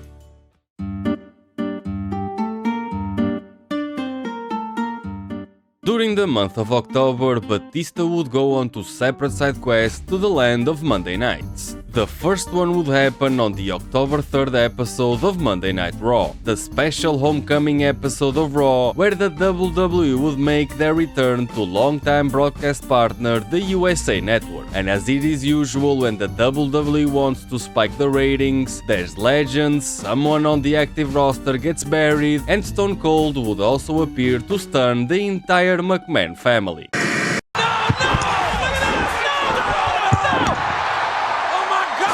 Batista, along with Rey Mysterio and Benoit, are scheduled to wrestle Guerrero, JBL and Christian. But as soon as the bell rings, Raw's general manager, Eric Bischoff, the Karate Man, Eric Bischoff, Karate Man. He's an artist with his fist and the canvas is your face. Cuts the match from the show, and the six men will have their lights turned off on them, and Raw would go into a commercial break, and in the ending moments of the Raw broadcast, a brawl would ensue with the Smackdown superstars taking on the Raw superstars, in the segment reminiscent of the Invasion storyline. This is the beginning stages of the Survivor Series pay-per-view, where the WWE plans to pit their separate rosters from Raw and Smackdown against each other. The second Batista side quest to the land of Monday nights would happen nearly a month later, on the October 31st episode of Monday Night Raw. Stone Cold Steve Austin was scheduled to wrestle announcer Jonathan Coachman at the Taboo Tuesday pay-per-view for reinstatement of his friend Jim Ross. You're fired!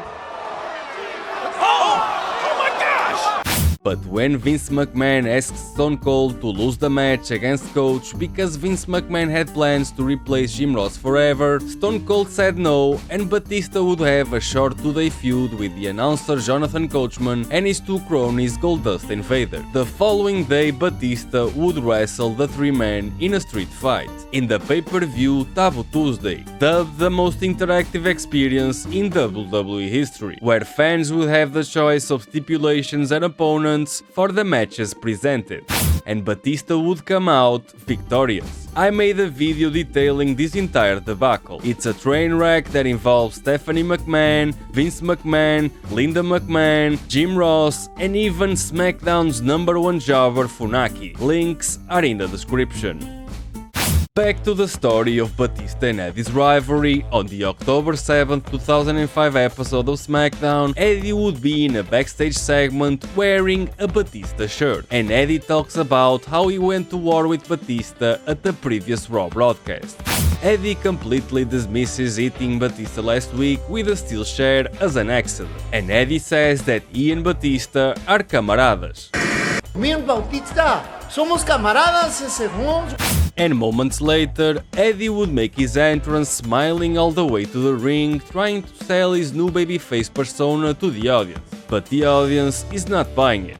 Understandably so, because Eddie had just spent the better part of the year terrorizing Rey Mysterio. Eddie would cut a promo to sell the No Mercy pay-per-view 2 days later. Eddie then throws to a video package recapping the Smackdown vs Raw angle, and Eddie wants Batista to know that both men will still be friends after the pay-per-view confrontation. Batista would then make his entrance, Eddie points to Batista that he's wearing a Batista shirt, and Batista hasn't forgotten the steel chair incident the previous week. Batista gets the steel chair handed to him, and Eddie is afraid of Batista's receipt. Batista then gives the steel chair to Eddie, and Batista turns his back on Eddie. Eddie contemplates the moment, and Eddie's feelings are now hurt. Eddie tries to reason with Batista. I found my soulmate in you. And Eddie puts the blame on Mercury. Then Eddie tries to leave and Batista stops him. Batista promises Eddie that for now Batista believes Eddie, but revenge will be swift if Eddie ever betrays Batista. Batista drops the mic to emphasize his point. Eddie attempts to convince the world that he is the new and improved Eddie Guerrero, and Eddie plans to prove it later on the main event of SmackDown, where both men would compete on opposing teams. and during the match, Eddie would be tagged in to wrestle Benoit. Eddie and Benoit would wrestle each other and both men would go toe to toe with each other. Batista would eventually get tired of waiting and Batista would tag himself in. Eddie wants no part of Batista, but eventually Eddie would try to take Batista out and Batista would reverse. Eddie would try to waistlock Batista, Batista would press slam Eddie, and Eddie is portrayed as being no match for Batista, and Eddie would then tag out to JBL. The referee would then drag Eddie back to his corner, and JBL and Rey, no mercy opponents, would wrestle each other. Later in the match, JBL would tag in Eddie Guerrero to wrestle Rey Mysterio, and the crowd goes silent as Eddie wrestles Rey. Mysterio would bulldog Eddie Guerrero, and Rey, desperately in need for a tag, would tag Batista, and JBL would also get tagged in. Back body drop, spear on JBL by Batista, Christian would tag himself in, Eddie would pull the rope down on his partner JBL, Christian jumps on Batista for the spine buster, Batista pins Christian with a clean pinfall win. After the match, Eddie would go in the ring to applaud his new friend Batista, and Eddie would then get down on his knees pleading allegiance to Batista. The heels JBL and Christian would then rush Eddie, and coming to the aid of Eddie Guerrero, Batista would save Eddie in a confusing pay-per-view build. Ahead of the No Mercy match, Batista would be in a backstage segment with Eddie Guerrero, where both men wish each other good luck. Eddie Guerrero would be the first one to make his entrance, doing his best to play the babyface, but the people don't quite buy it. Batista would come out next to thunderous applause, and evil Nick Patrick, the NWO referee, officiates his match. Eddie and Batista pace around the ring and face each other. Eddie attempts a single leg takedown, then a double leg takedown. Batista sends Eddie flying, standoff, and the crowd erupts in support of both wrestlers. Firemen carry into a cover, Batista shakes Eddie off. Another standoff, Eddie and Batista measure their strength, Batista bends Eddie's fingers all the way to the corner, Eddie uses the leverage to kick Batista in the ribs. Batista sends Eddie flying, Eddie leaves the ring to gather his strength. Lock up into a headlock by Batista on Eddie, Eddie drives Batista to the corner, and Eddie drives his shoulder into the gut of Batista. Irish whip reversal, Eddie in the corner, Eddie dodges, Batista eats the corner turnbuckle.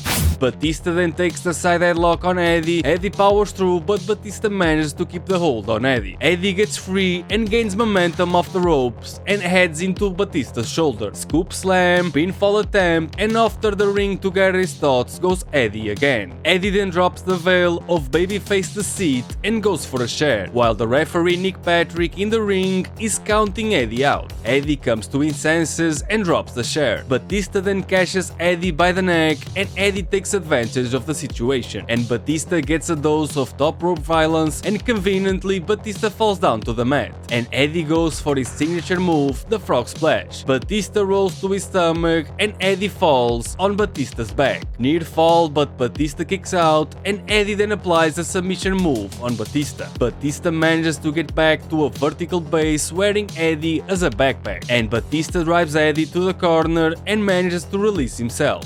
Eddie proceeds to work on Batista's back with a drop kick followed by a single leg Boston Crab, which Batista managed to break by holding the ropes. Eddie would then tease going back to his evil ways by untying the corner turnbuckle, but would come to his senses doing his best to be a good boy. Another submission hold focused on Batista's back, Batista lifts Eddie into a bear hug and Eddie counters with a slap to the head. Punt to Batista's face, drop toe hold on Batista, and Eddie would try to go for the Texas Cloverleaf. Batista would reverse Eddie's offense into a small package and a near fall. Eddie then backs Batista into a corner, slaps the huge chest of Batista, Irish whip reversal, Eddie goes over the top of Batista and Eddie crashes into the referee. The referee is down and Eddie plants Batista with a DDT. Eddie grins and classic Eddie Guerrero leaves the ring to procure a steel chair. Eddie then struggles with his actions and deep down Eddie, at least in part, doesn't want to go down the heel path of winning matches. Batista snaps out of his kayfabe comatose state, and Batista sees Eddie tossing the chair outside. Insane with anger, the animal Batista's eyes pierce Eddie's soul, and Eddie strikes Batista, and Batista responds with some shoulders and a clothesline. Irish whip to the corner, back body drop, and spear by Batista on Eddie. Batista shakes the ropes and goes for his power bomb. Eddie manages to counter into a sunset flip, but Batista won't fall down, and even his spinebuster on Eddie would hurt Batista. Batista would attempt a pinfall on Eddie, followed by dropping an elbow, and Eddie would knee Batista. Eddie kicks Batista in the stomach and goes for his signature maneuver. 1, 2, 3 amigos. Eddie would then climb the corner and jump on Batista, but Batista dodges. Spinebuster by Batista, pinfall, and Batista retains his World Heavyweight Champion, and after the match, both men would make amends and shake hands. After the No Mercy pay-per-view, Eddie and Batista's rivalry would take a backseat to the build for the Survivor Series pay-per-view and the Smackdown vs. Raw storyline. Batista would come to the aid of Eddie Guerrero in a match for the #1 contender spot against Randy Orton, after Orton's father, Cowboy Bob Orton, causes the legend killer Randy Orton to be disqualified. In the following week, Eddie would show regret about the treatment of Rey Mysterio at the hands of the Raw roster in a backstage segment. You know, just watching what happened to Ray right now just brought me back to a bad place. Yeah. Things that I did. I'm upset at myself. I can't believe the road that I took. And moments later, Randy Orton would enlist the help of Ken Kennedy to wrestle Eddie and Batista in a match where Eddie would lay his body on the line to protect his friend Batista from a steel chair attack, leading to the end of the match by disqualification and Randy Orton's father, Cowboy Bob Orton, hitting Batista with a cowboy boot to the back. The following week, Eddie would return to using a lowrider for his entrance, a gift from his now friend Dave Batista. Roddy Piper would be added to the team of Batista and Eddie against a team of Ken Kennedy, Randy, and Bob Orton. This match would heavily capitalize on nostalgia, and the legends would battle it out, and after Eddie frog splashes Kennedy, Piper would put Cowboy Bob Orton in a sleeper hold, and the Cowboy would go down, and the babyfaces would win this match in a sweet nostalgic feeling moment. Eddie would have his last tag team match with Batista on the November 4th episode of Smackdown. Batista and Eddie would arrive in style in a lowrider, and both men would wrestle M&M for the tag team titles. Eddie and Batista would work in tandem as a well-oiled machine in this match, and Eddie would lie, cheat and steal to try to win this match. And after Eddie gives a backbreaker to Mercury, Batista would get tagged in, and Batista would take out M&M with a pair of spinebusters. Eddie would deliver his signature offense, the Three Amigos, and Melina would supply a pair of brass knuckles to Mercury. Eddie frog splashes Melina, then Mercury strikes Eddie with the brass knuckles. M&M would win this match with a small package, and M&M would retain the tag team titles. On the November 11th episode of Smackdown, the entire Smackdown roster would be backstage selling the Survivor Series battle between the WWE's brands Smackdown and Raw. Batista would be scheduled to wrestle Raw superstar Edge, but that match would end in a violent brawl between Raw and Smackdown, and the Smackdown broadcast would end with the Raw superstars prevailing over the superstars of Smackdown.